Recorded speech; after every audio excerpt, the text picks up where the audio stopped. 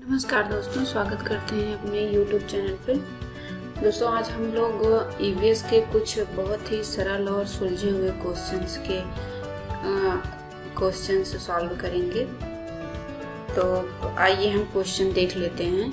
इसमें से तो कुछ ऐसे क्वेश्चंस हैं जिनके आंसर आपको अपनी जुबान पर रटे हुए होने चाहिए कि जैसे ही आप क्वेश्चन पढ़ो उसका तुरंत आंसर देने की कोशिश करो। कुछ ऐसे क्वेश्चंस होते हैं और उम्मीद करते हैं कि ये जो भी क्वेश्चंस हैं 30 क्वेश्चंस ईवीएस के, इसमें से तो आप 28-29 क्वेश्चन के राइट आंसर देंगे ही देंगे।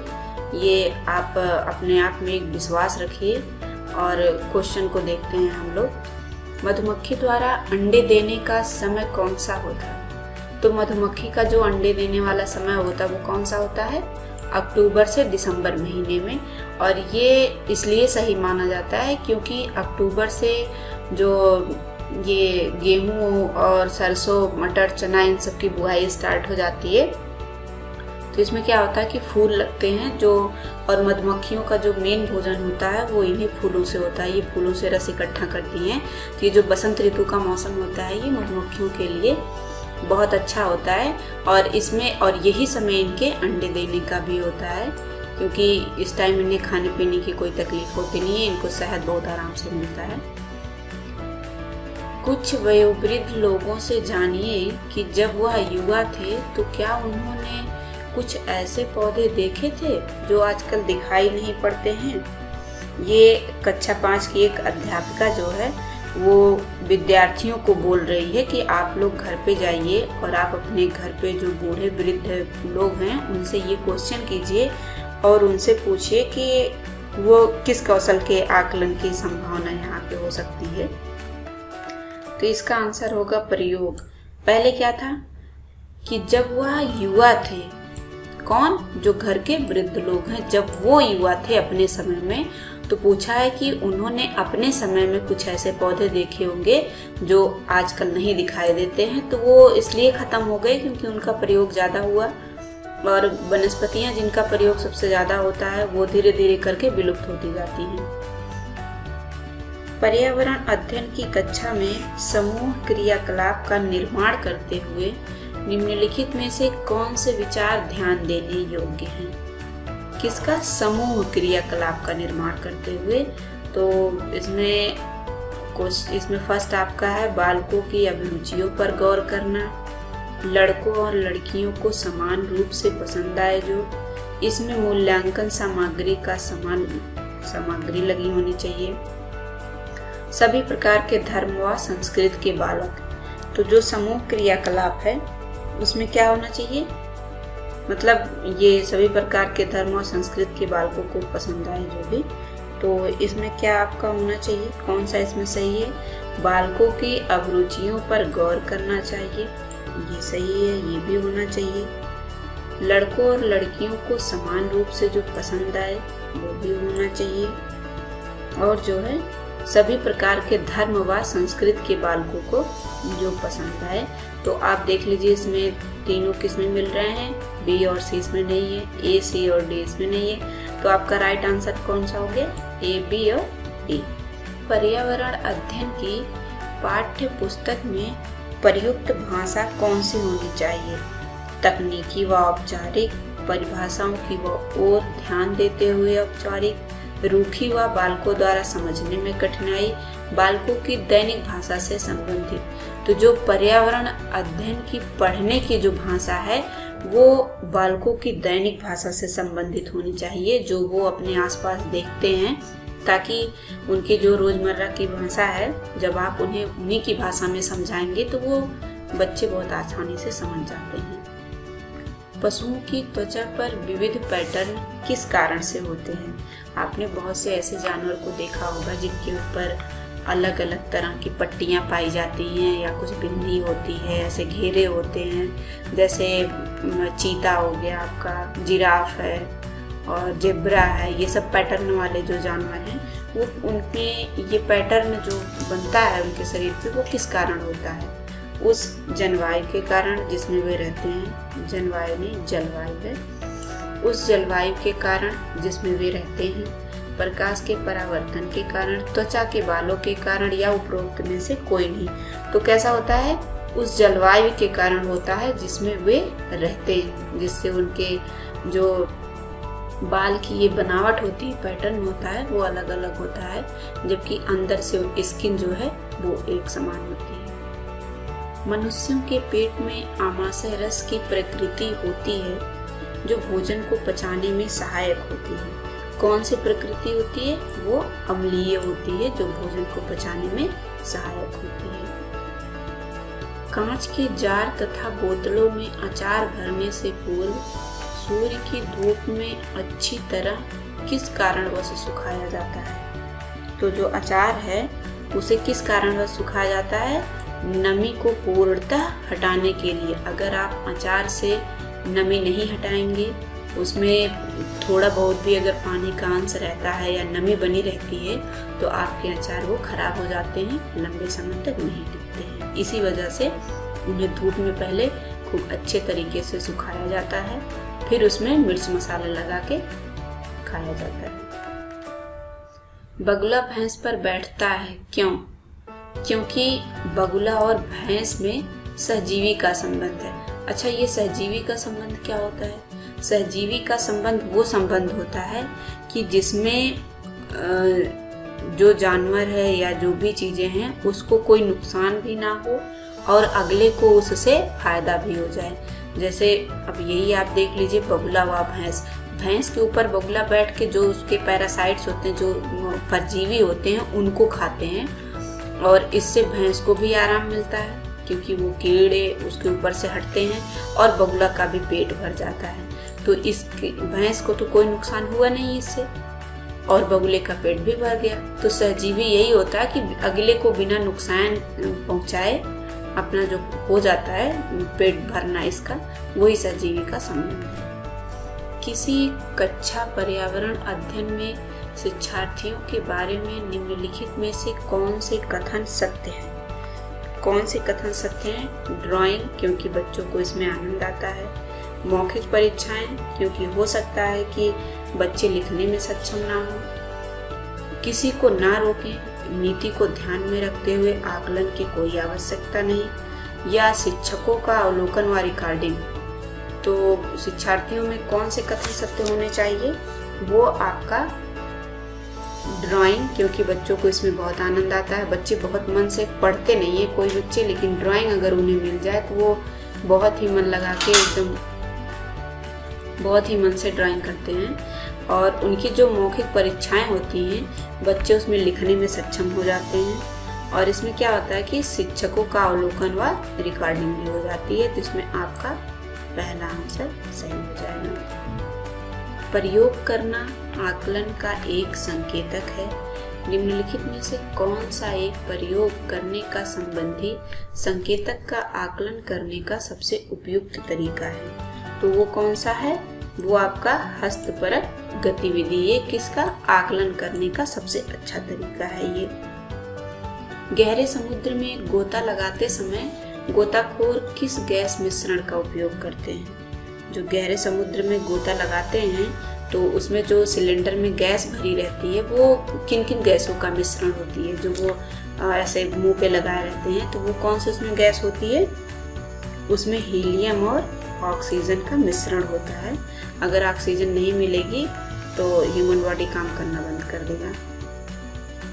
शांत घाटी, जिसे नेशनल पार्क का दर्जा प्राप्त है, वह किस राज्य में अवस्थित है? जो शांत घाटी है वो आपकी केरल राज्य में स्थित है। खाद्य श्रृंखला में ऊर्जा का प्रवाह होता है। ऊर्जा का प्रवाह कैसे होता है? वो उभय दिशीय होता है, सभी दिशाओं से, जिसमें सूर्य का प्रकाश मिलता है और एक खाद्य श्रृंखला मिलती है जो एक दूसरे पर निर्भर होते हैं। विश्व पर्यावरण दिवस कब मनाया जाता है? विश्व पर्यावरण दिवस जो है ये 5 जून को मनाया जाता है। ये सब चीज़ें आप लोग बहुत अच्छे से याद रखिएगा, क्योंकि ये दिवस से संबंधित जितने भी क्वेश्चन होते हैं, इसमें 2-3 क्वेश्चन तो मस्ट है कि वो आपके एग्जाम में आना ही आना है। तो ये दिवस वाले क्वेश्चन आप अच्छे से याद रखिएगा। निम्नलिखित में से कौन से नेता को पंजाब केसरी के नाम से जाना जाता है? पंजाब केसरी के नाम से कौन से नेता को जाना जाता है? तो वो थे लाला लाजपत राय। मानव पर्यावरण संबंध की एक संयुक्त कल्पना है। पर्यावरण संबंध की जो एक संयुक्त कल्पना है उसमें संज्ञानात्मक भी होना चाहिए, ऋणात्मक भी होना चाहिए और धनात्मक भी होना चाहिए। तो जो एक संयुक्त संकल्पना है वो क्या होना चाहिए? ये सभी उसमें होनी चाहिए। पर्यावरण अध्ययन में बच्चे शिल्पकला और चित्रकला को समूह में सीखना विशेष रूप से पसंद करते हैं। क्यों वो पसंद करते हैं? वो क्यों पसंद करते हैं? क्योंकि यह जो है सहपाठी अभिगम को बढ़ावा देता है और ये जो है यह किसी सामाजिक अधिगम में वृद्धि करता है। और जब बालकों के सृजन होने की प्रशंसा की जाती है तो वह खुशी खुशी उसे प्रेरित हो जाते हैं। तो आपका आंसर नंबर फर्स्ट सही है। कुड़ुक कहाँ के लोगों की भाषा है? कुड़ुक कहाँ के लोगों की भाषा है? दोस्तों ये जो भाषा से संबंधित, जानवर से संबंधित और वहाँ के नृत्य से संबंधित ये सब जितने भी क्वेश्चन होते हैं, ये question UP TET, C TET और सुपर टेट में आपको 2 से 3 क्वेश्चन जरूर मिलते हैं। तो इनको बहुत ध्यान में आप लोग रखिएगा। तो कुड़ुक जो है वो कहाँ की भाषा है? वो आपकी झारखंड के लोगों की बोली जाने वाली भाषा है। वर्ली पारंपरिक कला का संबंध किस राज्य से है? वर्ली जो पारंपरिक कला है ये कहाँ की है? महाराष्ट्र की है आपकी। तमिलनाडु के समीप राज्य हैं, तो तमिलनाडु के समीप कौन कौन से राज्य हैं? ये आपका केरल, कर्नाटक और आंध्र प्रदेश है। जो यहाँ मैप में आप नीचे देखेंगे, जैसे आपका मैप है, तो ये आपका तमिलनाडु हो गया, ये पूरा। यहाँ आपका केरल लगा हुआ है और इधर आंध्र प्रदेश है और यहीं पे जो है कर्नाटक लगा हुआ है। तो ये केरल, कर्नाटक और आंध्र प्रदेश ये सब तमिलनाडु के समीप है। निम्नलिखित में से जड़ का कौन सा कार्य पौधों के लिए नहीं है? जड़ का कौन सा कार्य है जो पौधों के लिए नहीं है? वो है भोजन, भंडारण, संचित करना। क्योंकि जड़ का काम होता है कि जड़ से वे खनिज लवण और मिनरल्स, ये जो पानी है, इनका अवशोषण करती हैं। और भोजन का जो काम होता है वो पत्तियों द्वारा होता है, सूर्य के प्रकाश की उपस्थिति में, क्लोरोफिल से। 650 वर्ष पुराना 9 तालाबों का समूह धड़सीसर तालाब किस शहर में अवस्थित है? तो ये आपका धड़सीसर तालाब है, ये आपके जैसलमेर में स्थित है। भारत की प्राचीन तालाब निर्माण प्रणाली की प्रशंसा करने वाले दार्शनिक अल-बिरूनी का संबंध वर्तमान के किस देश से था? अल-बिरूनी कहाँ का था? वो उज्बेकिस्तान का था। अंडमान द्वीप समूह की एक खास आदिवासी जाति ने जलीय जीवों के अजीब व्यवहार को देखकर सुनामी आने से पूर्व ही स्थान को खाली कर दिया था और अपनी जान बचाई थी। यह सुनामी किस दिन आई थी? तो ये जो सुनामी आई थी ये आपकी आई थी 26 नवंबर 2004 को आई थी, जब ये लोग जो है अपनी जगह खाली किए थे वहाँ से। वहाँ पे एक खास प्रकार के छोटे समुद्री जीव निकलने लगे थे, कीड़े पतंगे ऐसे कुछ थे, जिनकी वजह से इन्होंने जब उन्हें भारी मात्रा में निकलते हुए देखा तो इन्हें आभास हो गया कि कुछ बुरा होने वाला है और ये लोग जो है समय से पहले ही उस स्थान को खाली कर दिए थे, जिससे बच गए थे। भोजन पचाते समय अम्लों की पर्याप्त उपस्थिति में पेट के भीतर का तापमान कितना होना चाहिए? कितने सेल्सियस होने चाहिए जब भोजन को पचाते हैं उस टाइम? को पेट के भीतर पचाने का जो तापमान होना चाहिए वो आपका होना चाहिए 30 डिग्री सेल्सियस। इस पे जो क्या होता है, अम्लों की जो पर्याप्त उपस्थिति होती है, इनके कारण जो है 30 डिग्री सेल्सियस पर भोजन बहुत अच्छे से पचता है। उड़ीसा राज्य का कालाहांडी जिला देश भर में चावल उत्पादकता के लिए प्रसिद्ध है, परंतु यहाँ की स्थानीय जनसंख्या फिर भी भूखमरी की शिकार है। क्यों? जबकि वहाँ पे इतने अधिक मात्रा में चावल पाया जाता है, फिर भी वहाँ की संख्या भूखमरी का शिकार है, क्योंकि उड़ीसा राज्य सरकार द्वारा उत्पादित चावल फसल का बड़ा हिस्सा अन्य राज्यों को बेच दिया जाता है, जिससे यहाँ के लोगों को बहुतायत मात्रा में चावल होने पर भी बहुत कम मात्रा में मिल पाता है। इसीलिए भूखमरी का शिकार हो जाते हैं, क्योंकि ये लोग खाने से ज़्यादा बेचने में विश्वास रखते हैं और पैसे इकट्ठा करने में। नेपेंथिस क्या है? नेपेंथिस एक ऐसा पौधा है जो कीट पतंगे खाता है। ये आपका कहाँ है? ये आपके ऑस्ट्रेलिया, भारत और इंडोनेशिया में पाया जाने वाला पौधा। ये भारत में मेघालय में पाया जाता है। भारत के मेघालय में ये पौधा पाया जाता है।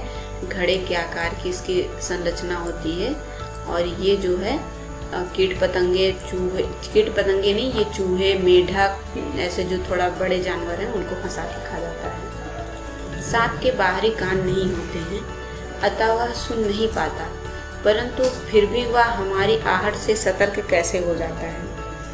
सांप सतर्क कैसे हो जाता है? क्योंकि जो वह अपने जीभ से जमीन चाट कर जान लेता है, ये गलत है। उसकी त्वचा में से सरनुमा कोशिका होती है जिससे वह महसूस कर लेता है। कोई कोशिका नहीं है ऐसी। जमीन पर हुए कंपन से वह जान जाता है। तो इसका राइट आंसर क्या हो जाएगा? जमीन पर हुए कंपन से वह जान जाता है और उसी के अनुमान से वह सतर्क हो जाता है। जंगलों में खतरे का अलार्म कहे जाने वाले जीव कौन से हैं? ऐसे कौन से जीव हैं जिनसे मतलब जंगल में अगर कोई भयानक त्रासदी होने वाली है, कोई खतरा आने वाला है तो वो जान जाते हैं? वो हैं बंदर, लंगूर और पेड़ों पे रहने वाले जितने जीव हैं।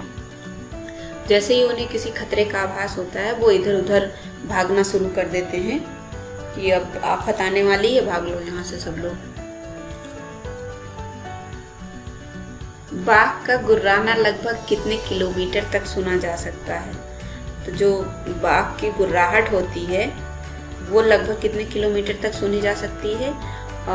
वो लगभग 1 से 3 किलोमीटर के बीच सुनी जा सकती है, क्योंकि इससे ज़्यादा उसकी होती नहीं है। वैसे 1 से 2 होती है, लेकिन कहीं कहीं पे अगर थोड़ा डिस्टेंस ऐसे है तो खुला एरिया है तो वहाँ पे 3 किलोमीटर तक भी सुनाई पड़ सकती है। तो दोस्तों आज का सेशन यही ख़त्म करते हैं। आपको ये वीडियो और ये क्वेश्चंस कैसे लगे आप कमेंट में हमें ज़रूर बताइएगा। धन्यवाद।